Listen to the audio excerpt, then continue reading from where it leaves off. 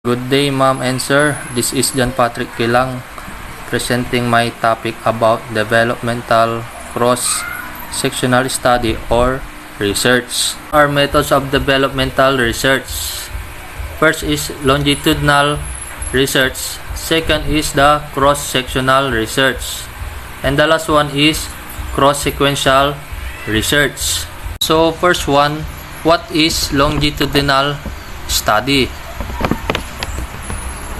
So, it is a correlation research study that involves repeated observations of the same items over long periods of time.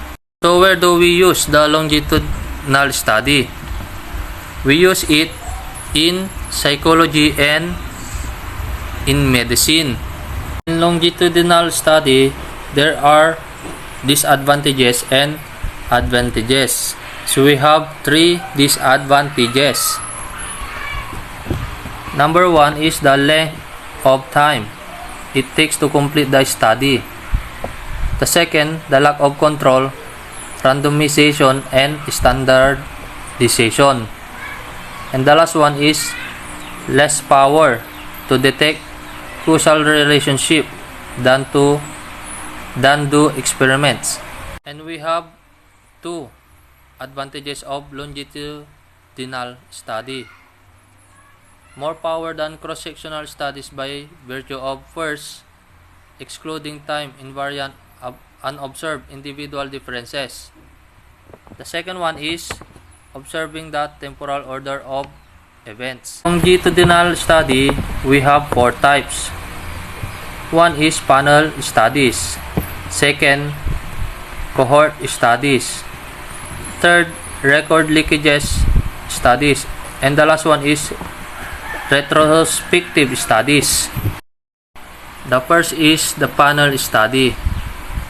It is a type of longitudinal research where data is collected from the same individuals, known as a panel, repeatedly over a period of time to track changes of developments.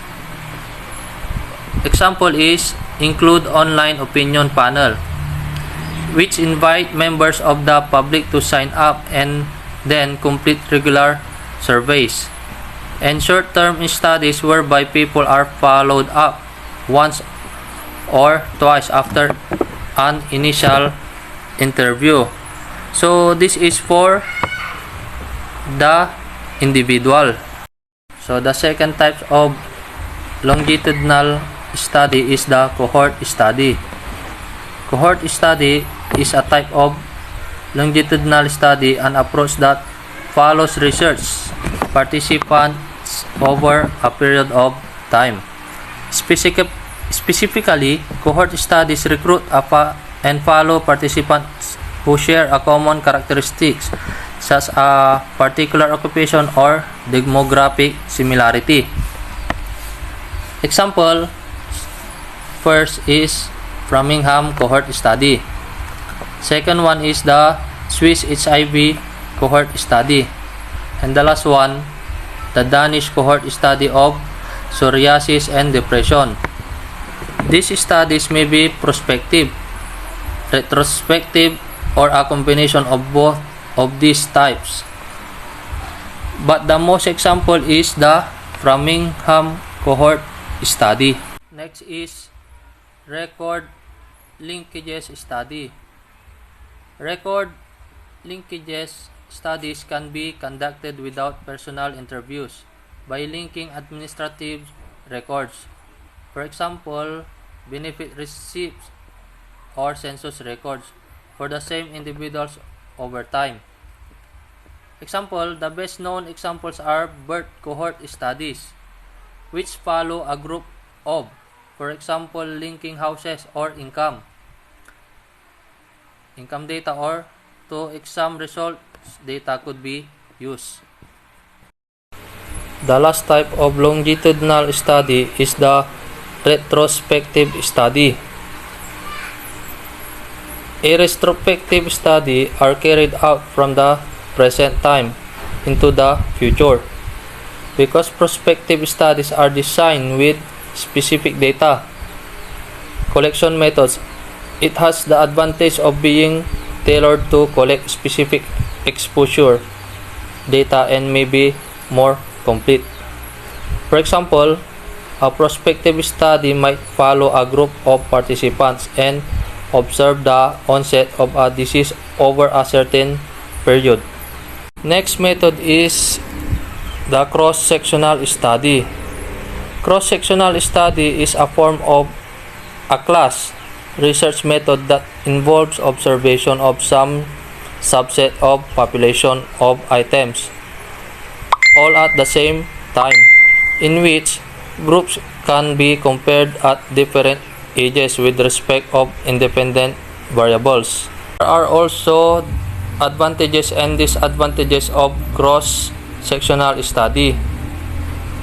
Advantages is simple and quick to perform.